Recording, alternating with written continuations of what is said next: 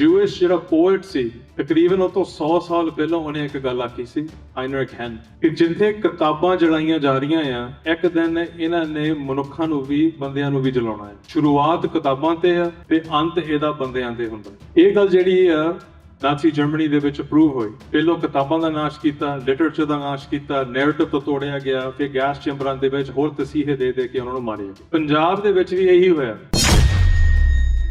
ਜਿਹੜੇ ਪੰਜਾਬ ਦੇ ਕਹਿਦੇ ਸੀਗੇ ਅੰਗਰੇਜ਼ਾਂ ਨੇ ਖੋਏ ਜਾਲੇ ਸਾੜੇ, ਸਾਨੂੰ ਪੜ੍ਹਾਈ ਲਿਖਾਈ ਤੋਂ ਕੀ ਸਾਨੂੰ ਗੁਰਮਤ ਤੋਂ ਗੁਰੂ ਤੋਂ ਦੂਰ ਕਰਨਾ ਸੀ। ਇਹ ਜਿਹੜਾ ਪ੍ਰੋਸੈਸ ਆ ਲਗਾਤਾਰ 100 ਸਾਲ ਲਈ ਪੰਜਾਬ 'ਚ ਚੱਲ ਰਿਹਾ ਹੈ, ਭਾਵੇਂ ਗੋਰਿਆਂ ਨੇ ਕੀਤਾ ਜਾਂ ਅੱਜ ਦੀ ਜਿਹੜੀ ਇਹ ਪੇਪਰ ਦੀ ਹਿੰਦੂਤਵ ਸਰਕਾਰ ਕਰ ਰਹੀ ਹੈ। ਇੱਕ ਕਨਫਿਊਜ਼ ਸਟੇਟ ਦੇ ਵਿੱਚ ਅਸੀਂ ਜਿਹੜੇ ਲੋਕਲ ਮਸਲਿਆਂ ਦੇ ਵਿੱਚ ਜਿਹੜੇ ਉਲਝ ਗਏ ਆ ਕਿ ਰਾਜ ਦੀ ਗੱਲ ਜਿਹੜੀ ਹੈ ਉਹ ਦੂਰ ਹੋ ਗਈ ਹੈ। ਪੰਜਾਬੀ ਸੂਬੇ ਤੋਂ ਲੈ ਕੇ ਅਨੰਦਪੁਰ ਸਾਹਿਬ ਦੇ ਮਤੇ ਤੋਂ ਲੈ ਕੇ 1978 ਦੇ ਨਿਰੰਕਾਰੀ ਕਾਂਡ ਤੋਂ ਲੈ ਕੇ ਧਰਮ ਯੁੱਧ ਮੋਰਚੇ ਤੋਂ ਲੈ ਕੇ ਫਿਰ ਜੂਨ 1984 ਵਿੱਚ ਇਹ ਵੈਕਿਊਮ ਦੇ ਵਿੱਚ ਨਹੀਂ ਉਦਾਂ ਹੀ ਹੋ ਗਏ। ਸਿੱਖਾਂ ਨੇ ਹਰੇਕ ਪੈਰ ਦੇ ਉੱਤੇ ਆਪਣੀ ਜਿਹੜੀ ਸੋਵਰਨਟੀ ਐਗਜ਼ਰਟ ਕਰਨ ਦੀ ਕੋਸ਼ਿਸ਼ ਕੀਤੀ ਤੇ ਸਟੇਟ ਨੇ ਆਪਣੇ ਬਾਰਬੈਰਿਕ ਤਰੀਕੇ ਦੇ ਨਾਲ ਜਾ ਕੇ ਉਹਨਾਂ ਨੂੰ ਕੁਚਲਣ ਦੀ ਕੋਸ਼ਿਸ਼ ਕੀਤੀ। ਟਕਰਾਅ ਤਾਂ ਇਹੀ ਸੀ। ਅੱਜ ਦੇ ਸਮੇਂ ਦੇ ਵਿੱਚ ਅਸੀਂ ਇਹ ਗਿਣ ਰਹੇ ਹਾਂ ਕਿ ਜਿਹੜੀ ਇੰਡੀਅਨ ਸਟੇਟ ਆ ਉਹ ਮੁੜ ਕੇ ਇਹੋ ਜਿਹਾ ਵਰਤਾਰਾ ਜਿਹੜਾ ਸਿੱਖਾਂ ਦੇ ਨਾਲ ਕਿਉਂ ਨਾ ਕਰੂਗੀ। ਜੇ ਅੱਜ ਮੁਸਲਮਾਨਾਂ ਦੀ ਵਾਰੀ ਆ ਜਾਂ ਦਲਿਤਾਂ ਦੀ ਵਾਰੀ ਆ, ਸਾਡੀ ਵੀ ਵਾਰੀ ਆਉਣੀ ਆ ਚੁੱਕੀ ਆ, ਫਿਰ ਆਊਗੀ। ਹਰੇਕ ਪਾਸਿਓਂ ਜਿਹੜੀ ਤੁਹਾਡੀ ਪੋਜੀਸ਼ਨ ਆ ਉਸ ਕੰਟਰੀ ਦੇ ਵਿੱਚ ਤੁਹਾਨੂੰ ਕਮਜ਼ੋਰ ਕਰਕੇ, ਤੁਹਾਡੇ ਸਪੇਸ ਨੂੰ, ਪੰਜਾਬ ਨੂੰ ਕਮਜ਼ੋਰ ਕਰਕੇ, ਤੁਹਾਡੇ ਧਾਰਮਿਕ ਸਪੇਸਿਸ ਨੂੰ, ਅਕਾਲ ਤਖਤ ਸਾਹਿਬ ਨੂੰ, ਐਸਜੀਪੀਸੀ ਨੂੰ, ਅਕਾਲੀ ਦਲ ਨੂੰ, ਜਿਹੜੇ ਸਾਡੇ ਸਨ। ਪਰ ਅੱਜ ਦੇ ਸਮੇਂ ਦੇ ਵਿੱਚ ਜਦੋਂ ਅਸੀਂ ਹਰੇਕ ਚੀਜ਼ ਦੇ ਵਿੱਚ ਦੇਖਦੇ ਹਾਂ ਸਾਨੂੰ ਇਹ ਮਿਲਾਵਟ ਲੱਗਦੀ ਹੈ ਕਿ ਸਟੇਟ ਜਿਹੜਾ ਹੈ ਹਰੇਕ ਚੀਜ਼ ਮਿਲਾਵਟ ਪਾ ਰਿਹਾ ਹੈ। ਕਿਤੇ ਨਾ ਕਿਤੇ ਜਾ ਕੇ ਸਾਡੇ ਟਕਰਾਅ ਹੋ ਰਹੇ ਆ ਨਸਲਵਾਦੀ ਲੋਕਾਂ ਦੇ ਨਾਲ, ਭਾਵੇਂ ਉਹ ਨਿਊਜ਼ੀਲੈਂਡ ਦਾ ਨਗਰ ਕੀਰਤਨ ਹੋਵੇ। ਹੁਣ ਤੁਸੀਂ ਦੇਖ ਲਓ ਕਿਤੇ ਨਾ ਕਿਤੇ ਸਾਨੂੰ ਇਹ ਪਤਾ ਲੱਗ ਰਿਹਾ ਆ ਕਿ ਅਸੀਂ ਅਦਰ ਦੇ ਤਰੀਕੇ ਦੇ ਨਾਲ ਸਾਨੂੰ ਦੁਨੀਆ ਦੇਖਦੀ ਹੈ ਜਿੱਥੇ ਵੀ ਅਸੀਂ ਵਸਦੇ ਹਾਂ। ਜਿੰਨੇ ਮਰਜ਼ੀ ਅਸੀਂ ਚੰਗੇ ਹੋਣ ਦੀ ਕੋਸ਼ਿਸ਼ ਕਰ ਲਈਏ, ਜਿੰਨਾ ਮਰਜ਼ੀ ਅਸੀਂ ਇਹਨਾਂ ਨੂੰ ਦੱਸ ਲਈਏ ਅਸੀਂ ਤੁਹਾਡੇ ਲਈ ਆਹ ਵੀ ਕੀਤਾ, ਉਹ ਵੀ ਕੀਤਾ, ਆਹ ਵੀ ਕੀਤਾ, ਅਖੀਰ ਦੇ ਵਿੱਚ ਇੱਕ ਜਿਹੜੀ ਬਹੁਤ ਵੱਡੀ ਵੋਕਲ ਜਿਹੜੀ ਘੱਟ ਗਿਣਤੀ ਵੋਕਲ ਮਾਈਨੋਰਿਟੀ ਹੁੰਦੀ ਹੈ ਉਹ ਤੁਹਾਡੇ ਉੱਤੇ ਹਾਵੀ ਪੈਣੀ ਹੈ ਤੇ ਇੱਕ ਸਾਇਲੈਂਟ ਮੈਜੋਰਿਟੀ ਜਿਹੜੀ ਹੈ ਉਹਨਾਂ ਨੇ ਚੁੱਪ ਕਰਕੇ ਉੱਥੇ ਤਮਾਸ਼ਾ ਦੇਖਣਾ। ਇੱਕ ਸਿੱਖ ਦੋਏ ਸਾਧ ਸੰਗ ਪੰਜੀ ਪਰਮੇਸ਼ਵਰ ਦੇ ਰੂਪ ਦੇ ਵਿੱਚ ਗੁਰੂ ਪਿਆਰੇ ਖਾਲਸਾ ਜੀ ਗੁਰਫਤਿਹ ਪ੍ਰਵਾਨ ਕਰਨੀ। ਵਾਹਿਗੁਰੂ ਜੀ ਕਾ ਖਾਲਸਾ, ਵਾਹਿਗੁਰੂ ਜੀ ਕੀ ਫਤਿਹ। ਤਕਰੀਬਨ 300 ਸਾਲ ਪਹਿਲਾਂ ਦੀ ਜਿਹੜੀ ਆਪਾਂ ਇੱਥੇ ਇਸ ਹਫ਼ਤੇ ਦੀਆਂ ਗੱਲਾਂ ਮਨਾ ਰਹੇ ਹਾਂ, ਪੋਹ ਦੇ ਮਹੀਨੇ ਦੀਆਂ, ਉਸ ਸਮੇਂ ਦੇ ਵਿੱਚ ਕਵੀ ਸੈਨਾਪਤੀ ਨੇ ਸ੍ਰੀ ਗੁਰੂ ਸੋਭਾ ਦੇ ਵਿੱਚ ਇੱਕ ਗੱਲ ਆਖੀ ਸੀਗੀ। ਜਦੋਂ ਗੁਰੂ ਗੋਬਿੰਦ ਸਿੰਘ ਮਹਾਰਾਜ ਨੇ ਥਾਪੜਾ ਦੇ ਕੇ ਬਾਬਾ ਅਜੀਤ ਸਿੰਘ ਨੂੰ ਤੇ ਬਾਬਾ ਜੁਝਾਰ ਸਿੰਘ ਨੂੰ ਚਮਕੌਰ ਦੀ ਗੜੀ 'ਚ ਭੇਜਿਆ, ਉਹਨਾਂ ਦੀ ਸ਼ਹੀਦੀ ਤੋਂ ਬਾਅਦ ਸੈਨਾਪਤੀ ਕਹਿੰਦਾ ਹੈ ਕਿ ਮਹਾਰਾਜ ਨੇ ਆਖਿਆ ਸੀ ਕਿ ਆਜ ਖਾਸ ਪਏ ਖਾਲਸਾ ਸਤਿਗੁਰ ਕੇ ਦਰਬਾਰ, ਕਿ ਇਹਨਾਂ ਨੂੰ ਅੱਜ ਇੱਕ ਖਾਸ ਜਗ੍ਹਾ ਜਿਹੜੀ ਆ ਗੁਰ ਦੇ ਦਰਬਾਰ ਦੇ ਵਿੱਚ ਮਿਲੀ। ਜਿਨ੍ਹਾਂ ਦੀ ਆਪਾਂ ਇੱਥੇ ਗੱਲ ਕਰਨ ਆਏ ਆ, ਭਾਈ ਜਸਵੰਤ ਸਿੰਘ ਖਾਲੜਾ, ਗੁਰੂ ਸਾਹਿਬ ਦੇ ਸੁਪੁੱਤਰ, ਗੁਰੂ ਸਾਹਿਬ ਦੇ ਭੁਜੰਗੀ, ਉਹ ਸ਼ਹਾਦਤ ਦੇ ਰਾਹੀਂ ਉਹਨਾਂ ਨੂੰ ਵੀ ਉਹੀ ਜਿਹੜੀ ਖਾਸ ਜਗ੍ਹਾ ਆ ਉਹ ਪ੍ਰਾਪਤ ਹੋਈ। ਤਾਂ ਹੀ ਉਹ ਆਪ ਇਹ ਗੱਲ ਕਰਦੇ ਸੀਗੇ ਕਿ ਗੁਰਤਾ ਗੱਦੀ ਤੋਂ ਬਾਅਦ ਸਭ ਤੋਂ ਵੱਡੀ ਜਿਹੜੀ ਦਾਤ ਜਿਹੜੀ ਗੁਰੂ ਸਾਹਿਬ ਸਿੱਖ ਨੂੰ ਦੇ ਸਕਦੇ ਆ, ਜੇ ਸਿੱਖ ਨੇ ਲੈਣੀ ਆ, ਉਹ ਸ਼ਹਾਦਤ ਆ। ਇਹ ਹਿਸਟੋਰੀਕਲ ਗੱਲਾਂ ਜਿਹੜੀਆਂ ਆ ਇਹ ਸਿਰਫ ਹਿਸਟੋਰੀਕਲ ਜੇ ਅਸੀਂ ਇਹਨੂੰ ਰੱਖਦੇ ਆ ਫਿਰ ਇਹਦੇ ਵਿੱਚੋਂ ਅੱਗੇ ਕੋਈ ਪ੍ਰੇਰਨਾ ਨਹੀਂ ਮਿਲਦੀ। ਸਾਡੇ ਲਈ ਅੱਜ ਦੇ ਵਿੱਚ ਜੋ ਮੁੱਢਲਾ ਸੰਘਰਸ਼ ਜਿਹੜਾ ਸਾਡਾ ਚੱਲ ਰਿਹਾ ਆ ਉਸ ਨੂੰ ਨਾ ਲੈ ਕੇ ਉਹਨੂੰ ਸੰਬੋਧਨ ਕਰਨ ਦੀ ਬਹੁਤ ਲੋੜ ਪੈਂਦੀ ਹੈ ਕਿ ਸਾਡਾ ਸੰਘਰਸ਼ ਅੱਜ ਦੇ ਸਮੇਂ ਦੇ ਵਿੱਚ ਸੋਵਰਨਟੀ ਦਾ, ਪਾਤਸ਼ਾਹੀ ਦਾਅਵੇ ਦਾ, ਖਾਲਸਾ ਰਾਜ ਦਾ, ਖਾਲਿਸਤਾਨ ਪ੍ਰਤੀ ਸੰਘਰਸ਼ ਹੈ। The backdrop of every major Sikh movement in the last 300 years has been sovereignty and Raj. ਕਿ ਰਾਜ ਤੇ ਜਿਹੜੀ ਸੋਵਰਨਟੀ ਦੀ ਗੱਲ ਆ ਉਹ ਹਮੇਸ਼ਾ ਹੀ ਸਿੱਖਾਂ ਦੇ ਲਈ ਜਿਹੜਾ ਇੱਕ ਨੀਂਹ ਪੱਥਰ ਜਿਹੜਾ ਬਣ ਕੇ ਉਹ ਅੰਗਰੇਜ਼ਾਂ ਦੇ ਸਮੇਂ ਤੋਂ ਪਹਿਲਾਂ ਹੀ ਮੁਗਲੀ ਹਕੂਮਤ ਦੇ ਨਾਲ ਜਿਹੜਾ ਅਸੀਂ ਜੂਝੇ ਆ, ਇਹ ਉਹਦਾ ਬੇਸ ਫਾਊਂਡੇਸ਼ਨ ਬਣ ਕੇ ਰਿਹਾ ਹੈ। ਜਿਹੜੀ ਸੈਪਰੇਸ਼ਨ ਹੁੰਦੀ ਆ ਮਨੁੱਖੀ ਅਧਿਕਾਰਾਂ ਦੀ ਤੇ ਸੋਵਰਨਟੀ ਦੀ, ਉਹ ਹੋ ਨਹੀਂ ਸਕਦੀ। ਨਾ ਉਹ ਸੰਤ ਸਿਪਾਹੀ ਦੇ ਹੋ ਸਕਦੀ ਹੈ, ਨਾ ਮੀਰੀ ਪੀਰੀ ਦੀ ਹੋ ਸਕਦੀ ਹੈ, ਨਾ ਹੀ ਇਹ ਦੋ ਗੱਲਾਂ ਦੀ ਹੋ ਸਕਦੀ ਆ। ਹਾਂ, ਹਥਿਆਰ ਜਿਹੜੇ ਆ ਮਹਾਰਾਜ ਨੇ ਸਾਨੂੰ ਬਖਸ਼ੇ ਆ, ਉਹਦੇ ਵਿੱਚ ਜਿਹੜਾ ਕਲਮ ਦਾ ਹਥਿਆਰ ਆ, ਬੋਲਣ ਦਾ ਵੀ ਇੱਕ ਹਥਿਆਰ ਆ, ਸ਼ਬਦਾਂ ਦਾ ਹਥਿਆਰ, ਉਹਦੇ ਵਿੱਚ ਹਥਿਆਰ ਵੀ ਹਥਿਆਰ ਨੇ। ਤੇ ਕਿਹੜੇ-ਕਿਹੜੇ ਸਿੱਖ ਨੇ ਭਾਈ ਕਨ੍ਹਈਆ ਬਣਨਾ ਆ, ਕਿਹੜੇ-ਕਿਹੜੇ ਸਿੱਖ ਨੇ ਇਤਿਹਾਸਕਾਰ ਬਣਨਾ ਹੈ, ਕਿਹੜੇ ਨੇ ਭਾਈ ਵੀਰ ਸਿੰਘ ਬਣਨਾ ਹੈ, ਕਿਹੜੇ-ਕਿਹੜੇ ਸਿੱਖ ਨੇ ਹੋ ਸਕਦਾ ਆ ਜੁਝਾਰੂ ਬਣਨਾ ਆ, ਉਹ ਸਿੱਖ ਤੇ ਗੁਰੂ ਦੇ ਵਿੱਚ ਆ। ਸੇਵਾ ਨਿਭਾਉਣ ਦੀ ਗੱਲ ਜਿਹੜੀ ਆ ਉਹ ਸਾਡੇ ਤੇ ਹੋਵੇ। ਪਰ ਇਹ ਜਿਹੜੀ ਸੈਪਰੇਸ਼ਨ ਦੀ ਜਾਂ ਜਿਹੜੀ ਮੈਂ ਗੱਲ ਕਰਨਾ ਚਾਹੁੰਦਾ ਆ ਕਿ ਇੱਕ ਜਿਹੜੀ ਗੱਲ ਜਿਹੜੀ ਸਾਨੂੰ ਬੁੱਢਣੀ ਚਾਹੀਦੀ ਹੈ ਕਿ ਅੰਗਰੇਜ਼ਾਂ ਦੇ ਸਮੇਂ ਦੇ ਵਿੱਚ 1982 ਦੇ ਵਿੱਚ ਇੱਕ ਰਾਈਟਰ ਸੀਗਾ, ਇੱਕ ਹਿਸਟੋਰੀਅਨ ਸੀ, G.W. ਲਾਈਟਨਰ। ਇਹ ਗੱਲ ਜਿਹੜੀ ਆ ਅੱਜ ਦੇ ਜੋ ਗੱਲ ਆਪਾਂ ਇੱਥੇ ਕਰ ਰਹੇ ਸੀ ਕਿ ਰਿਡਿਊਸਡ ਐਸ਼ਜ਼ ਜਿਹੜੀ ਇੱਕ ਕਿਤਾਬ ਸੀ ਉਹਨੂੰ ਪਬਲਿਸ਼ ਨਹੀਂ ਹੋਣ ਦਿੱਤਾ। ਕਿਉਂ ਨਹੀਂ ਹੋਣ ਦਿੱਤਾ? ਕਿਉਂਕਿ ਇੱਕ ਮੋਡ ਹੁੰਦਾ ਆ ਜੈਨੋਸਾਈਡਲ ਸਰਕਾਰਾਂ ਕਿ ਉਹਨਾਂ ਨੇ ਸਿਰਫ ਹਿਸਟਰੀ ਨੂੰ ਬਦਲਣਾ ਨਹੀਂ, ਉਹਦਾ ਨੈਰੇਟਿਵ ਨਹੀਂ ਬਦਲਣਾ, ਉਹਨੂੰ ਇੱਕ ਖਤਮ ਕਰਨ ਦੇ ਤਰੀਕੇ ਦੇ ਨਾਲ ਇੱਕ ਭੰਬਲ ਭੂਸੇ ਦੇ ਵਿੱਚ ਇੱਕ ਕਨਫਿਊਜ਼ਨ ਸਟੇਟ ਬਣਾਉਣਾ ਆ ਲੋਕਾਂ ਦੇ ਵਿੱਚ। 1882 ਵਿੱਚ G.W. ਲਾਈਟਨਰ ਰੱਖਦਾ ਆ ਕਿ ਇੰਗਲੈਂਡ ਦੀ ਜਿਹੜੀ ਸਰਕਾਰ ਆ, ਬ੍ਰਿਟਿਸ਼ ਆ, ਉਹ ਇਹ ਕਹਿ ਰਹੇ ਆ ਕਿ ਜਿਹੜੇ ਸਿੱਖ ਲੋਕ ਨੇ ਇਹ ਬੈਕਵਰਡਸ ਨੇ, ਇਹਨਾਂ ਦੀ ਕੋਈ ਪੜ੍ਹਾਈ ਲਿਖਾਈ ਵਾਲਾ ਸਿਸਟਮ ਨਹੀਂ ਹੈਗਾ, ਇਹ ਗॉडਲੈਸ ਪੀਪਲ ਨੇ। ਬੇਸਿਕਲੀ ਉਹਨਾਂ ਨੇ ਕਿਹਾ ਕਿ ਜੰਗਲੀ ਲੋਕ ਨੇ। ਜਿਹੜਾ ਲਾਈਟ ਹਿਸਟੋਰੀਅਨ ਸੀ, ਉਹਨੇ ਉੱਥੇ ਜਾ ਕੇ ਖੋਜ ਕੀਤੀ, ਪਿੰਡ ਜਾ ਕੇ ਉਹਨੇ ਦੇਖਿਆ ਤੇ ਉਹਦੀ ਐਨਾਲਿਸਿਸ ਇਹ ਸੀ ਕਿ ਜੋ ਪੜ੍ਹਾਈ ਲਿਖਾਈ ਦਾ ਸਿਸਟਮ ਜਿਹੜਾ ਆ ਪੰਜਾਬ ਦੇ ਵਿੱਚ ਆ, ਉਹ ਯੂਰਪ ਦੇ ਵਿੱਚ ਵੀ ਨਹੀਂ ਹੈਗਾ।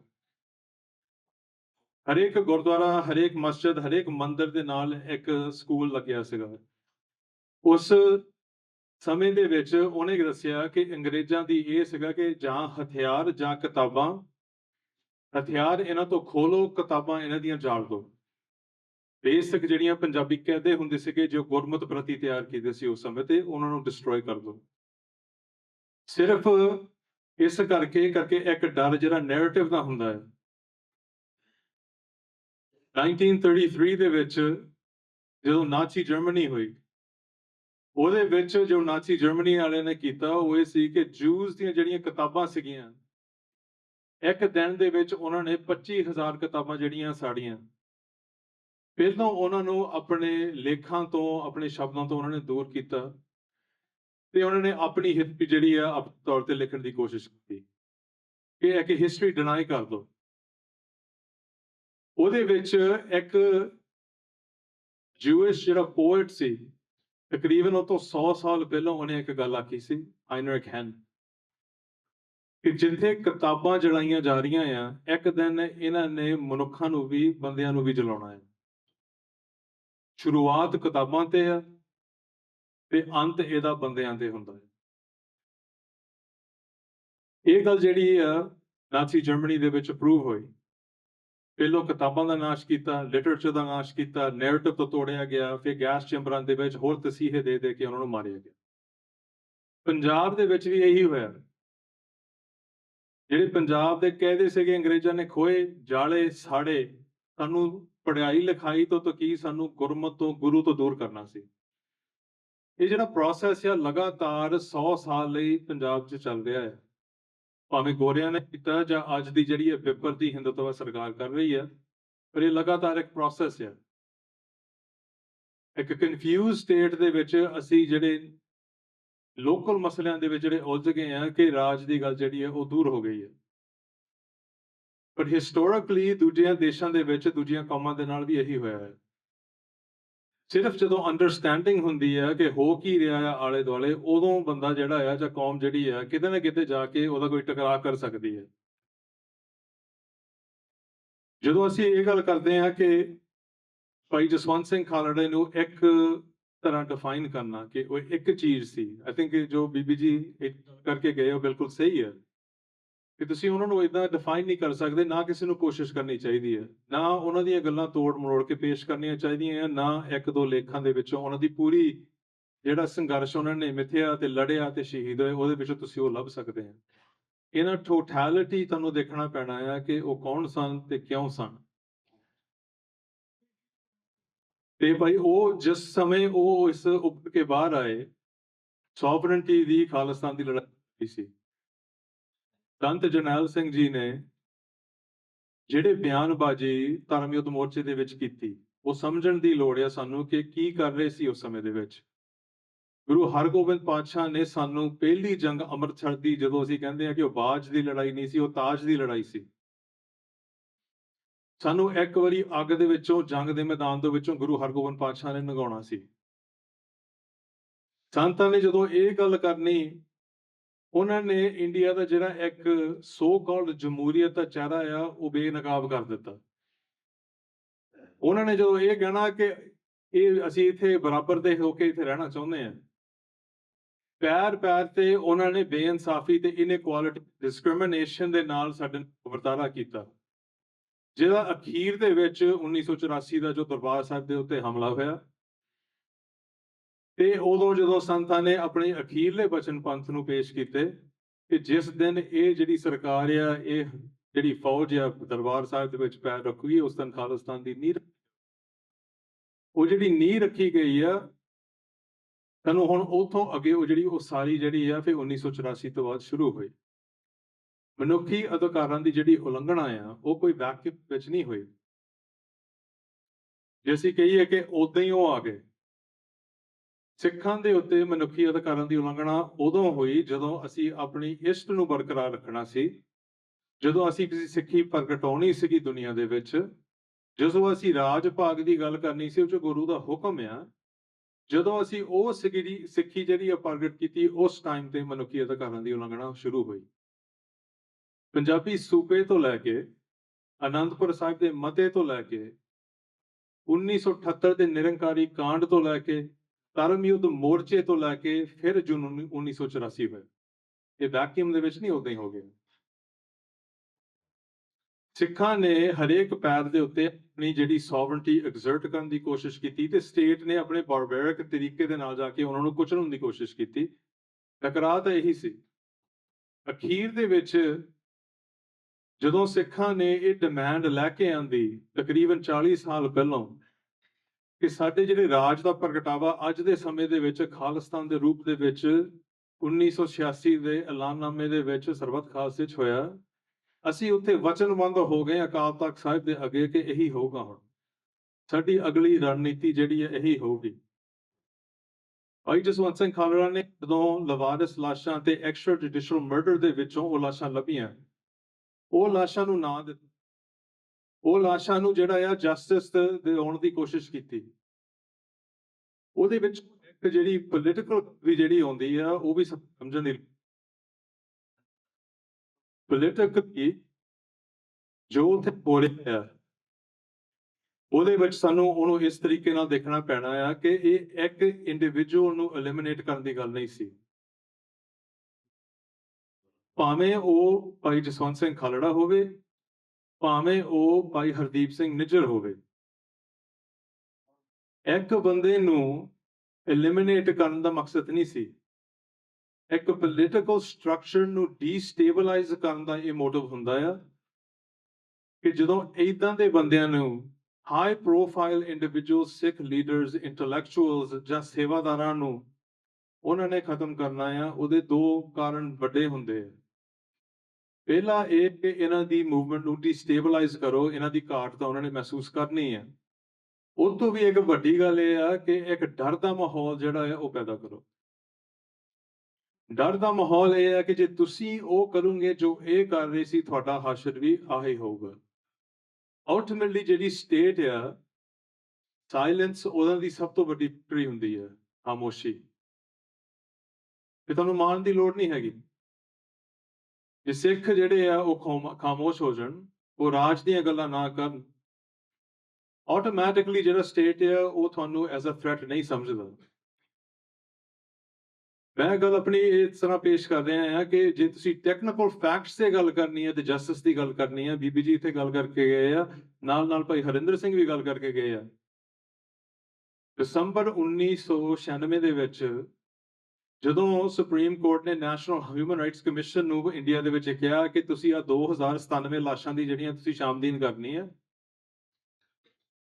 ਉਹਦੀ ਜਿਹੜੀ ਰਿਪੋਰਟ ਆ ਤੇ ਪਤਾ ਕਰਨਾ ਹੈ ਕਿ ਜੇ ਇਹ ਐਕਸਟਰਾ ਜੁਡੀਸ਼ੀਅਲੀ ਮਰਡਰ ਹੋਏ ਆ ਪੰਜਾਬ ਦੇ ਜਿਹੜੇ ਬੱਚੇ ਸੀ, ਉਹਦੀ ਜਿਹੜੀ ਰਿਪੋਰਟ ਆ 16 ਸਾਲ ਬਾਅਦ ਅਪ੍ਰੈਲ 2012 ਨੂੰ ਜਾ ਕੇ ਇਹ ਗੱਲ ਮੰਨੀ ਜਾਂਦੀ ਹੈ ਕਿ ਇਹਨਾਂ ਦੇ ਵਿੱਚੋਂ ਤਕਰੀਬਨ 1550 ਜਿਹੜੇ ਨੇ ਉਹ ਐਕਸਟਰਾ ਜੁਡੀਸ਼ੀਅਲੀ ਮਰਡਰ ਹੋਏ ਆ। 16 ਸਾਲ ਲੱਗੇ ਸਿਰਫ ਇਹ ਕਹਿਣ ਲਈ। ਫਿਰ ਜਿੱਦਾਂ ਹਰਿੰਦਰ ਸਿੰਘ ਨੇ ਦੱਸਿਆ, ਅਗਲੀ ਕਾਰਵਾਈ ਇਹ ਸੀ ਕਿ ਕੋਈ ਵੀ ਪੁਲਿਸ ਵਾਲਾ, ਕੋਈ ਵੀ ਜਿਹੜਾ ਇਨਵੋਲਵਡ ਆ, ਕਿਸੇ ਤੇ ਕੋਈ ਕਾਰਵਾਈ ਨਹੀਂ ਹੋਣੀ। ਉਹਨਾਂ ਨੇ ਤਕਰੀਬਨ 28 ਕਰੋੜ ਰੁਪਈਆ ਜਿਹੜਾ ਆ ਇਹ 1550 ਪਰਿਵਾਰਾਂ ਦੇ ਵਿੱਚ ਵੰਡਣ ਦਾ ਐਲਾਨ ਕੀਤਾ। ਅਸੀਂ ਬਹੁਤ ਵਾਰੀ ਇਹ ਗੱਲ ਕਰਦੇ ਆ, ਇਹ ਫੈਕਚੁਅਲ ਗੱਲਾਂ ਆ, ਇਹਨਾਂ ਦੀ ਰਿਪੋਰਟਸ ਲਿਖੀਆਂ ਗਈਆਂ, ਇਹਨਾਂ ਦੀ ਸਟੱਡੀ ਤੇ ਰਿਸਰਚ ਹੋਈ ਆ, ਪਰ ਇਹਦੇ ਵਿੱਚੋਂ ਇੱਕ ਬਹੁਤ ਵੱਡੀ ਗੱਲ ਮੋਰੇ ਆਉਂਦੀ ਹੈ ਕਿ ਇਹ ਇੱਕ ਫਾਰਮ ਆਫ ਦੁਨਿਆਵੀ ਜਸਟਿਸ ਵੀ ਹੈ।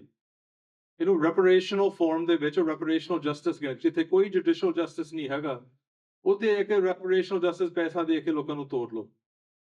ਇਹ ਤੁਹਾਡੇ ਬੱਚਿਆਂ ਦਾ ਇੱਕ ਮੁੱਲ ਪਾਇਆ ਗਿਆ ਅਲਟੀਮੇਟਲੀ, ਕਿ ਜੇ ਤੁਹਾਡਾ ਬੱਚਾ, ਤੁਸੀਂ ਕਿਸੇ ਨੂੰ ਥਾਪੜਾ ਦੇ ਕੇ ਆਪਣੇ ਨਿਆਣੇ ਨੂੰ ਸਕੂਲ ਨੂੰ ਤੋਰਿਆ ਆ, ਰਾਤ ਨੂੰ ਕੋਈ 15-16 ਸਾਲ ਦੀ ਭਚੰਗੀ ਦੀ ਲਾਸ਼ ਜਿਹੜੀ ਆ ਉਹ ਕਿਸੇ ਉੱਤੇ ਛੱਪੜ ਦੇ ਵਿੱਚੋਂ ਜਾਂ ਉੱਤੇ ਖੇਤਾਂ ਦੇ ਵਿੱਚੋਂ ਜਾਂ ਮਿਲਦੀ ਨਹੀਂ, ਤੇ ਤੁਹਾਨੂੰ ਅਗਲਾ ਆਣ ਕੇ ਕਵੇ ਕਿ 2.5-3 ਲੱਖ ਰੁਪਈਆ ਚੱਕੋ, ਤੁਸੀਂ ਇਹਨੂੰ ਇਨਸਾਫ ਮੰਨੋਗੇ?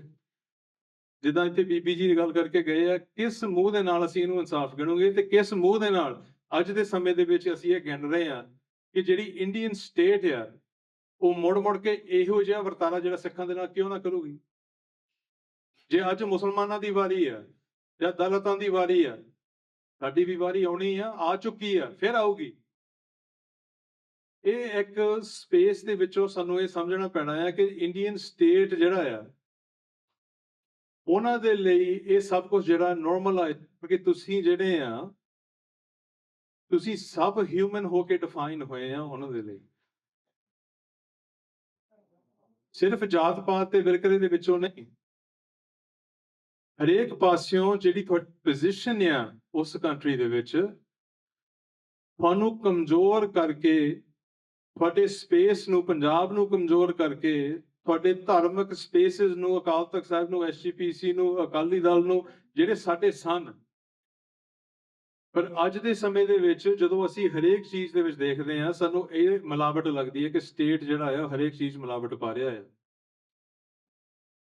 ਅੱਜ ਦੇ ਸਮੇਂ ਦੇ ਵਿੱਚ ਕੋਈ ਵੀ ਸਿੱਖ ਜਿਹੜਾ ਆ ਲੋਕਲ ਗੁਰਦੁਆਰੇ ਤੋਂ ਲੈ ਕੇ ਜਥੇਬੰਦੀਆਂ ਤੋਂ, ਸ਼੍ਰੋਮਣੀ ਗੁਰਦੁਆਰਾ ਪ੍ਰਬੰਧਕ ਕਮੇਟੀ ਤੋਂ, ਸ਼੍ਰੋਮਣੀ ਅਕਾਲੀ ਦਲ ਤੋਂ, ਅਕਾਲ ਤਖਤ ਸਾਹਿਬ ਤੋਂ, ਜਦੋਂ ਅਸੀਂ ਇਹਨਾਂ ਦੀ ਗੱਲ ਕਰਦੇ ਹਾਂ ਅਸੀਂ ਇੱਕ ਹਾਸੋਹੀਣ ਗੱਲ ਕਰਦੇ ਹਾਂ। ਸਾਡੇ ਲਈ ਇਹ ਜਿਹੜੇ ਸਟਰਕਚਰਸ ਆ ਇਹਨਾਂ ਦੀ ਜਿਹੜੇ ਸਤਿਕਾਰ ਹੋਣਾ ਚਾਹੀਦਾ ਸੀਗਾ, ਹੌਲੀ ਹੌਲੀ ਸਟੇਟ ਦੀ ਮਿਲਾਵਟ ਨੇ ਉਹ ਸਾਰਾ ਕੁਝ ਸਾਡੇ ਮਨਾਂ 'ਚ ਕਮਜ਼ੋਰ ਕਰ ਦਿੱਤਾ ਹੈ।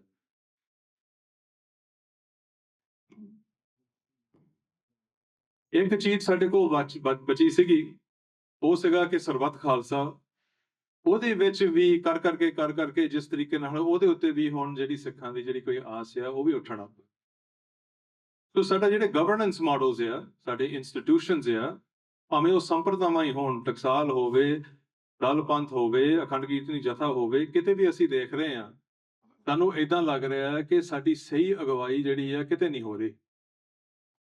ਕਿਤੇ ਨਾ ਕਿਤੇ ਕੰਪਰੋਮਾਈਜ਼ ਤੇ ਪਾਣੀ ਫੇਰ ਕੇ ਤੇ ਡਾਇਲੂਸ਼ਨ ਦੇ ਨਾਲ ਸਾਡੀ ਗੱਲਬਾਤ ਹੋ ਰਹੀ ਹੈ।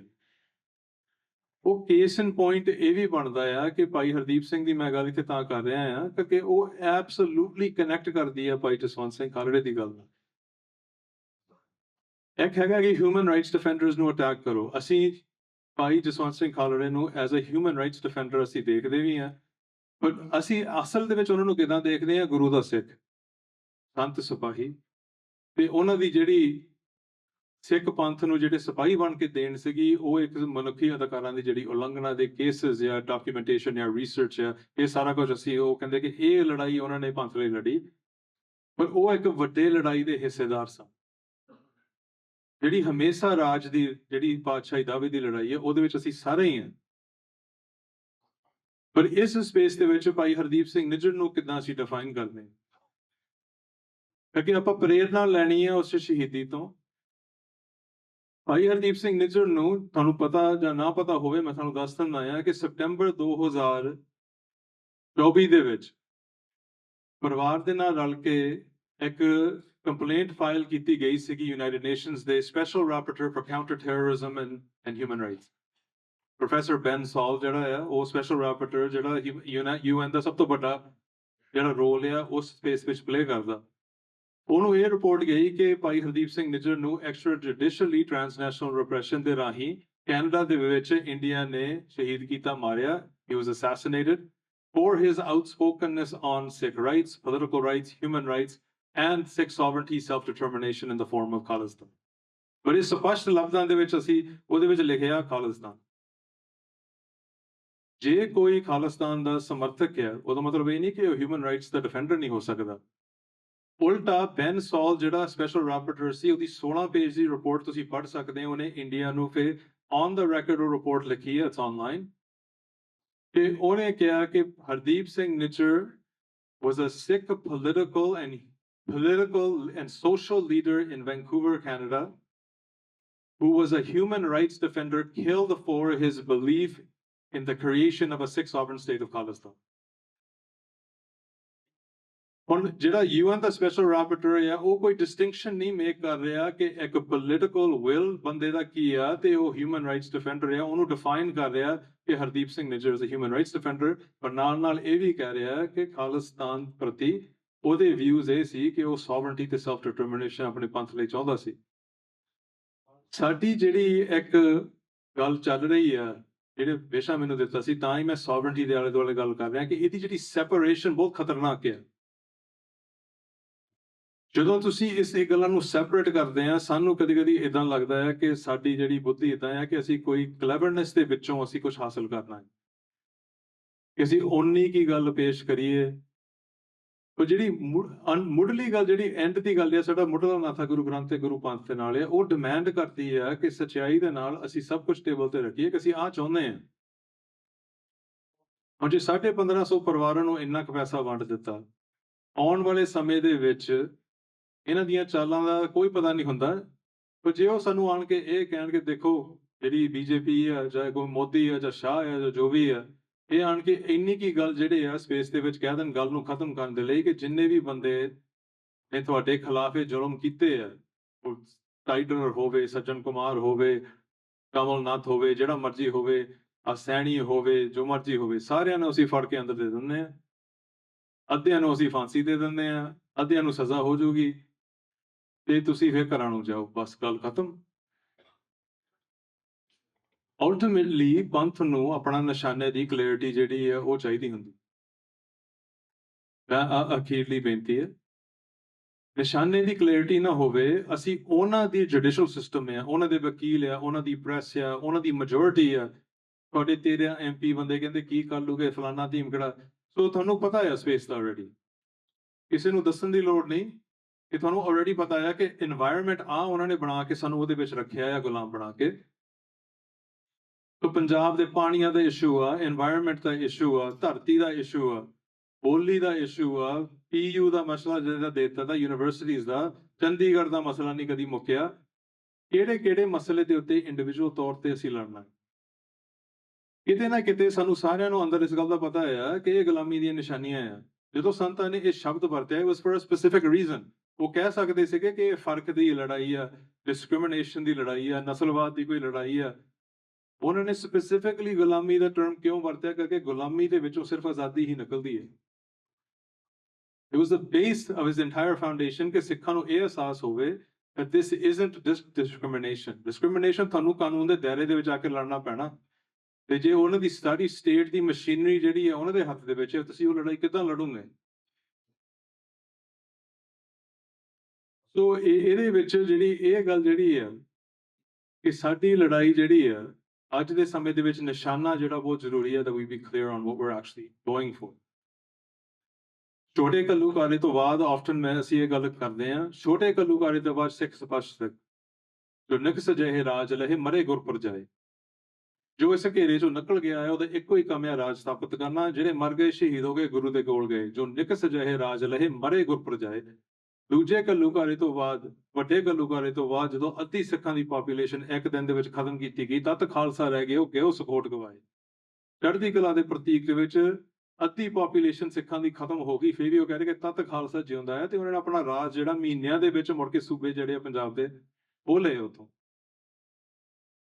ਤੀਜੇ ਘੱਲੂਘਾਰੇ ਤੋਂ ਬਾਅਦ ਨਿਸ਼ਾਨਾ ਸਪਸ਼ਟ ਸੀ।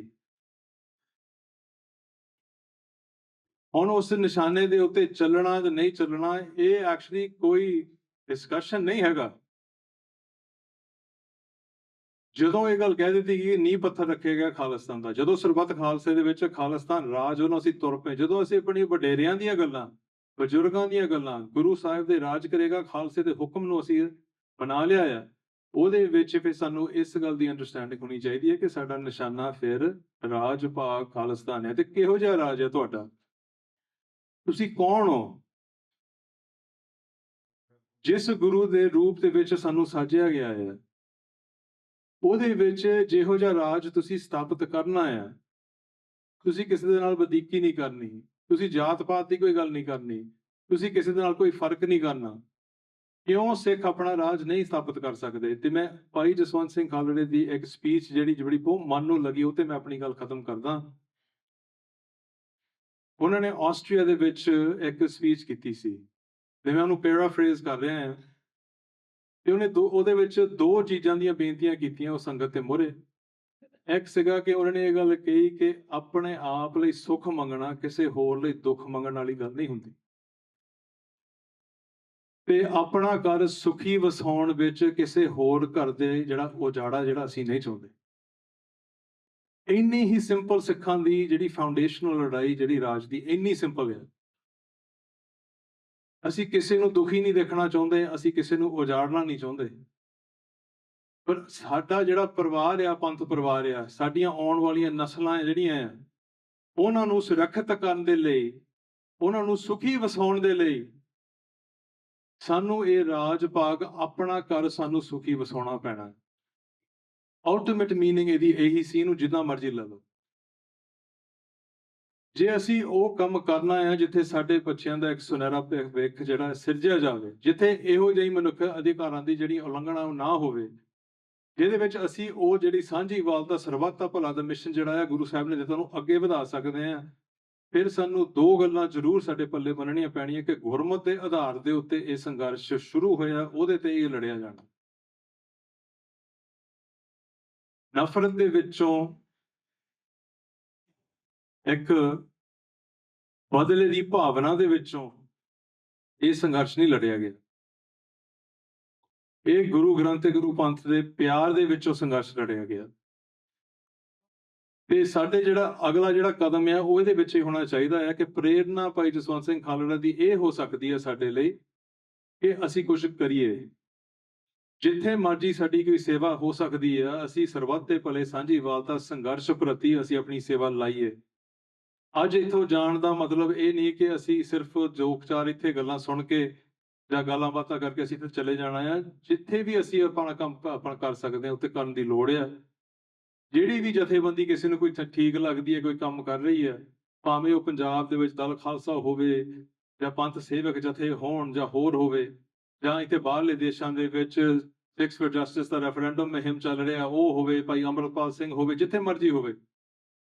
ਬਟ ਵੱਡਾ ਪੁਆਇੰਟ ਇੱਥੇ ਮੁੜ ਕੇ ਆਉਂਦਾ ਆ ਕਿ ਕਿਤੇ ਨਾ ਕਿਤੇ ਜਾ ਕੇ ਸਿੱਖਾਂ ਨੂੰ ਲਾਮਬੰਦ ਹੋ ਕੇ ਕਮਰ ਕੱਸਾ ਕਰਕੇ ਤੁਰਨਾ ਪੈਣਾ ਹੈ। ਐਂਡ ਇਸ ਇੱਕ ਯਾਦ ਦੇ ਵਿੱਚ ਤੁਸੀਂ ਯਾਦ ਮਨਾਉਂਦੇ ਆ, ਇੱਕ ਕਲੈਕਟਿਵ ਮੈਮਰੀ ਹੁੰਦੀ ਹੈ। ਕਲੈਕਟਿਵ ਮੈਮਰੀ ਨੂੰ ਅਰੇਸ ਕਰਨ ਦੇ ਲਈ ਇੰਡੀਅਨ ਸਟੇਟ ਉਹ ਤੁਰੀ ਹੋਈ ਹੈ। ਤੇ ਜੇ ਕੋਈ ਇਸ ਗੱਲ ਨੂੰ ਨਹੀਂ ਬਲੀਵ ਕਰਦਾ, ਭਰਾਵਾ ਆਪਣਾ ਜਿਹੜਾ ਸਿਰ ਆ ਉਹ ਰੇਤ ਚੋਂ ਕੱਢ ਲਓ। ਤੁਹਾਡਾ ਜਿਹੜਾ ਕੋਈ ਕਿਸੇ ਦਾ ਇੰਡੀਵਿਜੂਅਲ ਮੇਰੇ ਵਰਗੇ ਦਾ ਕੋਈ ਡਰ ਆ ਜਾਂ ਕਮਜ਼ੋਰੀ ਆ, ਉਹ ਪੰਥ ਦੀ ਕਮਜ਼ੋਰੀ ਨਹੀਂ ਬਣ ਸਕਦੀ। ਗੁਰੂ ਪੰਥ ਨੇ ਫੈਸਲੇ ਕੀਤੇ ਆ, ਜੰਗੀ ਖਾਲਸਾ ਜਿਹੜਾ ਆ ਉਹ ਹਮੇਸ਼ਾ ਹੀ ਥੋੜਾ ਰਿਹਾ ਆ ਤੇ ਹਮੇਸ਼ਾ ਹੀ ਸਭ ਤੋਂ ਵੱਡੇ ਕਾਰਜ ਉਹਨੇ ਕੀਤੇ ਆ। ਅਸੀਂ